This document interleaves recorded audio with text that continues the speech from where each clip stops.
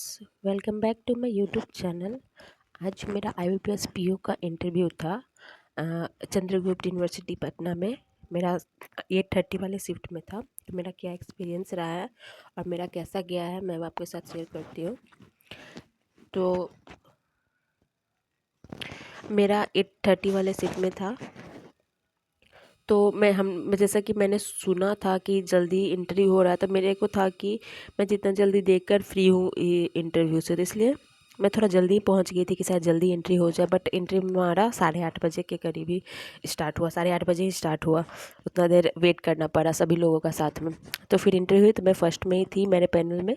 फिर बायोमेट्रिक हुआ, उसके बाद फिर मेरा DV चेक हुआ।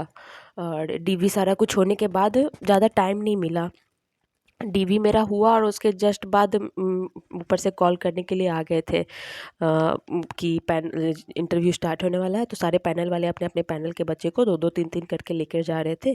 तो मेरा हो गया था। उसके बाद जस्ट मेरे को थोड़ा भी टाइम नहीं मिला, मतलब खुद को प्रिपेयर करने का। मेरे को बुला के लेके गए। तो लेकिन खैर हमारे जो पैनल के चेयरमैन थे वो आए हुए नहीं थे। तो बाकी लोग का पैनल का जो था उन लोग का तो चल रहा था, बट हमारा थोड़ा 2-5 मिनट लेट से स्टार्ट हुआ। तो मैं ऊपर में जाके बैठी हुई थी। लेकिन मेरा सेकंड नंबर पर रोल नंबर था। तो मेरे पहले वाली का बाद में DV हुआ, लेकिन उसको तब तक चेयरमैन के आने के टाइम तक उसका हो चुका था। तो पहले उसी को भेजा गया। तो 5 मिनट मुझे और टाइम मिला। तो मैंने बाहर वेट किया। फिर मेरा टाइम आया तो मैं अंदर गई। मैं कमिंग पूछा, उन्होंने आगे बुलाया। मैं गई, गुड मॉर्निंग सबको ग्रीट किया। 5 मेंबर थे वहाँ पे पैनल पे। 4 मेल थे, 1 फीमेल थी। और फीमेल एकदम साइड में बैठी हुई थी।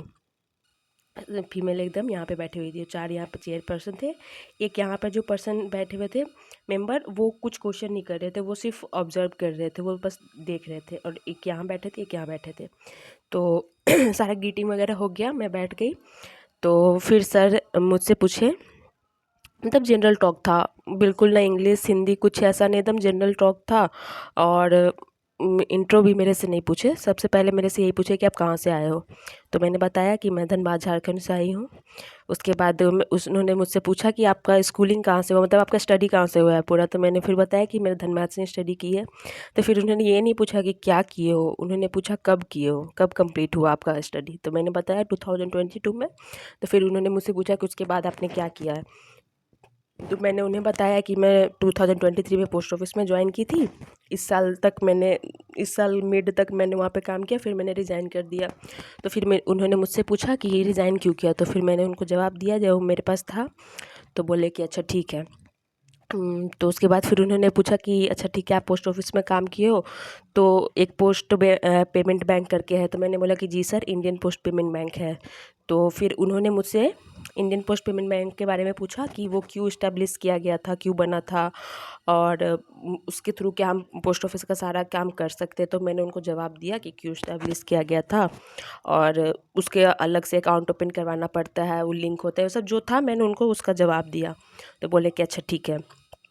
उसके बाद उन्होंने मुझसे पूछा IPVP ऐप के बारे में, तो मैंने वो बताया। फिर मेरे उससे उन्होंने पूछा कि IPVP का इस्टेब्लिशमेंट कब हुआ था, कब स्थापना हुआ था उसका। तो मैंने ये पढ़ा था, बट इतना सारा डेट वगैरह सारा कुछ याद किए थे कि उसका डेट थी वो 2018 में इस्टेब्लिशमेंट हुआ था। पर हमको लगा कि मतलब मेरे को याद ही नहीं आ रहा था, मेरे को एकदम 2016 ही मेरे माइंड में आ रहा था। तो मैंने क्या किया, उन्होंने पूछा तो मैंने 2016 बोल दिया। 1 सेकंड सोचा, फिर मैंने 2016 बोला। फिर मुझे डाउट हुआ, तो मैं फिर थोड़ा देर चुप हो गई। फिर मैंने कंफर्म किया, नहीं सर 2016 ही है। तो बोले 2016 में यस सर।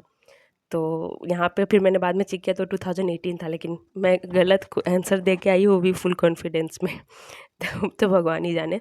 फिर उन्होंने पूछा कि पोस्ट ऑफिस में पेंशन रिलेटेड कुछ वर्क होता है, तो इसका मुझे आइडिया नहीं था, क्योंकि मेरा वो पोस्ट नहीं था पोस्ट ऑफिस में कि मैं ये सब हैंडल, मेरा ये सब काम करने का था नहीं, और मेरे को आइडिया भी नहीं था इसके बारे में। तो मैंने उनसे सॉरी बोला। फिर उन्होंने मुझसे POS मशीन के फिर उन्होंने ट्रांसफ़र किया, दूसरे चेयरमैन सर थे ना, उन्होंने ट्रांसफ़र किया दूसरे वाले में। उन्होंने ट्रांसफ़र किया कि आप दूसरे अपने बगल वालों को क्या पूछिए। तो फिर उन्होंने बोला कि उन्होंने सबसे पहले मुझसे पूछा कि नीति आयोग क्या करता है, नीति आयोग क्या है। तो फिर मैंने उनको बता दिया कि नीति आयोग क्या काम करता है। फिर उन्होंने पूछा कि उसका चेयरपर्सन कौन है। तो मैंने वो बताया। फिर उन्होंने पूछा वाइस चेयरपर्सन कौन है, तो फिर मैंने उनको बताया कि चेयरपर्सन प्राइम मिनिस्टर होते हैं, नरेंद्र मोदी जी हैं, और वाइस चेयरमैन सुमन बेरी जी हैं। तो उन्होंने बोला कि पूरा नाम आपको पता है? तो मैंने बोला कि सुमन बेरी जी का। तो उन्होंने फिर बोला कि अच्छा छोड़ो, नहीं ये मत बताओ, सीईओ कौन है वो जानते हो? तो मुझे सीईओ के बारे में कुछ पता नहीं था। तो फिर मैंने उनको सॉरी बोला कि नहीं, मुझे इसके बारे में जानकारी नहीं है। तो उन्होंने बोला अच्छा ठीक है। फिर उन्होंने मुझसे पीओएस मशीन के बारे में पूछा। अब इसके बारे में मैंने कभी सुना ही नहीं था, पीओएस मशीन। और उसके बाद मैंने देखा ये इतना जनरल चीज़ है, लेकिन नाम आदमी नहीं ध्यान देता है। जो कार्ड स्वाइप फैसिलिटी हमें प्रोवाइड किया जाता है हर जगह पे, पेट्रोल पंप पे या फिर शॉपिंग करने जाते हैं, उसी को पीओएस मशीन बोला जाता है, पॉइंट ऑफ सेल करके।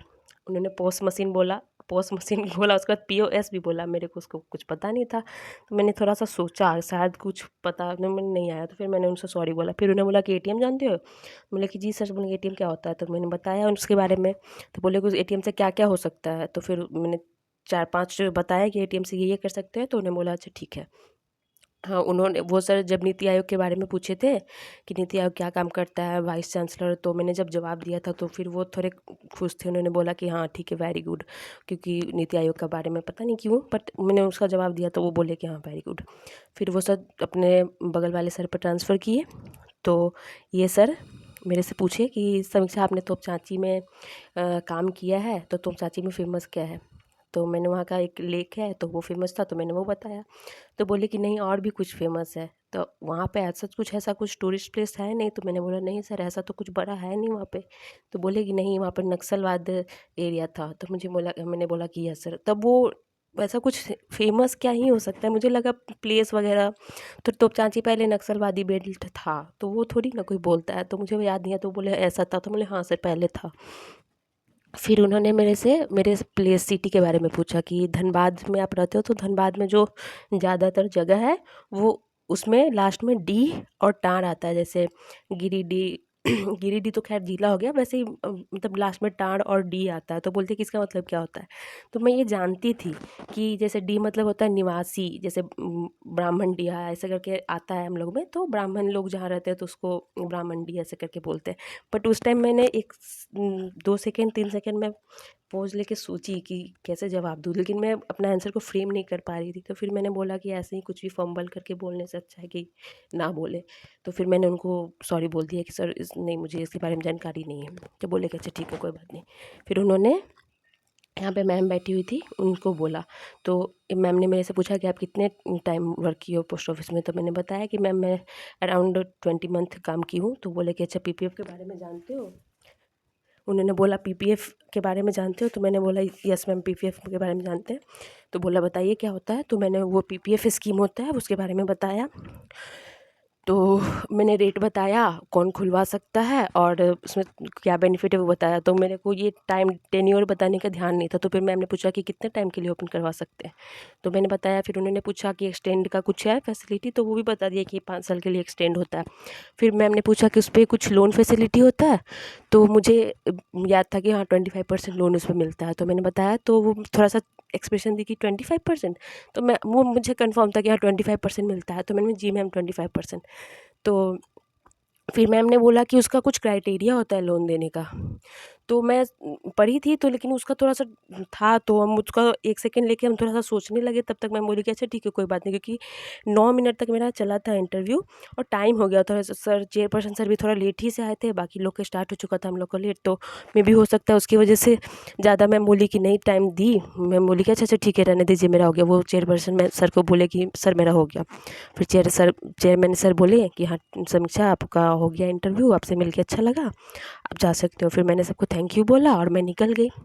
अब 9 मिनट का मेरा इंटरव्यू चला और मैंने लगभग सबका आंसर दिया। 2-3 एक पोस्ट मशीन का नहीं दिया एंड मतलब 2-3 क्वेश्चन का आंसर नहीं दिया, तो मैंने सॉरी बोल दिया था। तो अब इतना जो क्वेश्चन था बैंकिंग अवेयरनेस से तो मेरे से कुछ नहीं पूछा गया, ना मेरे ग्रेजुएशन फील्ड से कुछ पूछा गया।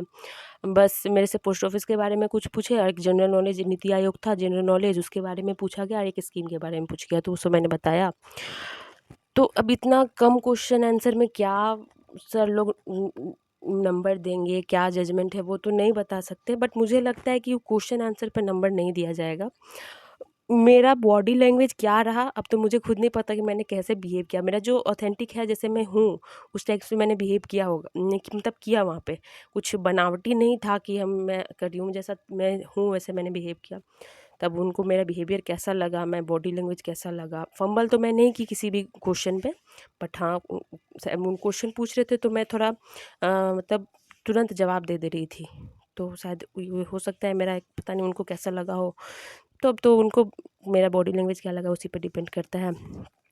तो खैर लास्टली आईपीएस पीओ का इंटरव्यू का बहुत टेंशन था कि फर्स्ट इंटरव्यू था, फाइनली हो गया। तो उसका एक्साइटमेंट में मैंने पिक्चर भी नहीं लिया, मैं सीधे कॉलेज से बाहर आउट निकल गई सेंटर से, और आउट भी कर दी। उसके बाद फिर एंट्री नहीं हो सकता एक बार आउट करने के बाद, तो पिक्चर भी नहीं ले पाई।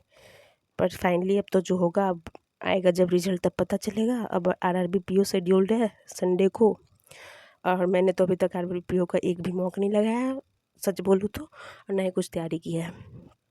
अब 5 दिन में उसका जितना कर पाऊँगी उतना कोशिश करूँगी। मैं ज़्यादातर मॉक पे ही फोकस करूँगी, मॉक जितना ज़्यादा लगा सकूँ क्योंकि स्पीड मैटर करता है इसमें। तो मैं कल से मॉक लगाऊँगी इसका जितना ज़्यादा हो सके, और कंप्यूटर पे ज़्यादा फोकस करूँगी। बाकी मैं इसका स्ट्रेटजी नेक्स्ट वीडियो में आपके साथ शेयर करूँगी। आपका इंटरव्यू एक्सपीरियंस कैसा रहा आप अपने शेयर कर सकते हैं, और कुछ क्वेश्चन हो तो मेरे से कमेंट सेक्शन में पूछ सकते हैं। अगर मेरे चैनल पे आप नए हो तो मेरे चैनल को सब्सक्राइब करना। फिर मिलते हैं नेक्स्ट वीडियो में, तब तक के लिए tata, take care, bye bye.